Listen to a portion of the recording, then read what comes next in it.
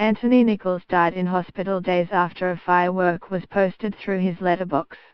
Police have arrested a man on suspicion of conspiracy to murder a father killed by a 200-shot firework in his own home. Mr. Nichols, aged 56, died in hospital following a blaze at his home in Birmingham on Thursday, November 2. The fire started after an industrial-sized firework was placed in the property by a group of men who burst into Mr. Nichols' home at around 11:20 p.m. as he and his partner enjoyed a Chinese takeaway. His partner, a 50-year-old woman, escaped with fractures to her lower limbs after jumping from a first-floor window at the property. She has been released from hospital, but suffered life-changing injuries. Mr. Nichols died as a result of the blaze. Today West Midlands Police have arrested a 29-year-old man on suspicion of conspiracy to murder using fireworks. Shocking pictures show the devastation inside a gutted house where Mr. Nichols was killed after a commercial firework was posted through his letterbox. Neighbors claim Mr. Nichols desperately tried to smash windows so that he and his partner Marie, 50, could escape the flames which left the walls blackened and a TV melted.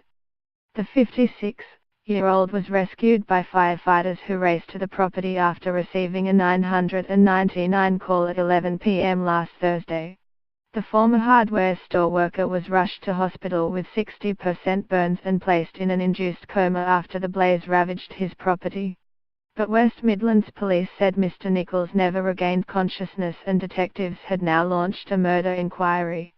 His partner Marie is still being treated for fractures to her legs after jumping from a first-floor window. Mr. Nichols have described him as a fun-loving, funny man who worked hard all his life. Neighbors reported hearing Mr. Nichols screaming for help and trying to break the windows in a desperate bid to escape.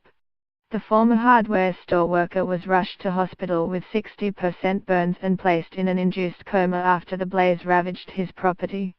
This picture of a blackened staircase inside the property shows the devastation caused by the commercial firework. A blue forensic tent could be seen outside the £150,000 semi-detached property on Saturday, which has been left badly damaged by the fire. Neighbors living on the quiet residential street described seeing paramedics frantically working on Mr. Nichols.